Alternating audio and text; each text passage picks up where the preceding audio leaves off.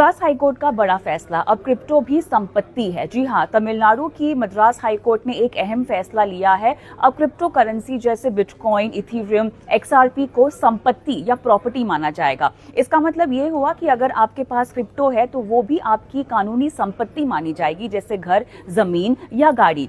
पूरा मामला क्या है और क्यों ये फैसला लिया गया है? एक निवेशक ने वजीरेक्स एक्सचेंज पर क्रिप्टो खरीदा था, लेकिन जुलाई 2024 में उस एक्सचेंज को हैक कर लिया गया। अब एक्सचेंज ने कहा है कि उनका करीब $230 मिलियन का नुकसान हुआ है। इसके बाद कई यूजर्स के अकाउंट फ्रीज कर दिए गए हैं। निवेशक ने अदालत में कहा है कि उसके XRP कॉइन्स अलग रखे गए थे, इसीलिए उन्हें वापस मिलने चाहिए।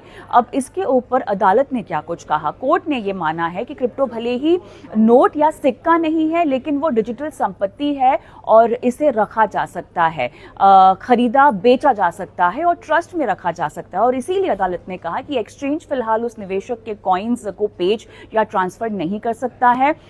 अब ये फैसला जरूरी क्यों है? इसीलिए जरूरी है क्योंकि अब भारत में क्रिप्टो को कानूनी मान्यता मिलने की दिशा साफ हो गई है। इससे निवेशकों का भरोसा बढ़ेगा, एक्सचेंज कंपनियों को भी अब और जिम्मेदारी से काम करना पड़ेगा और किसी भी साइबर हैक या विवाद की स्थिति में अब यूजर्स अपने कानूनी अधिकारों का इस्तेमाल कर पाएंगे। लेकिन इन सब के बावजूद ध्यान ये रहे कि ये सिर्फ एक हाईकोर्ट का फैसला है। आगे सुप्रीम कोर्ट या सरकार के स्तर पर और नियम भी आ सकते हैं।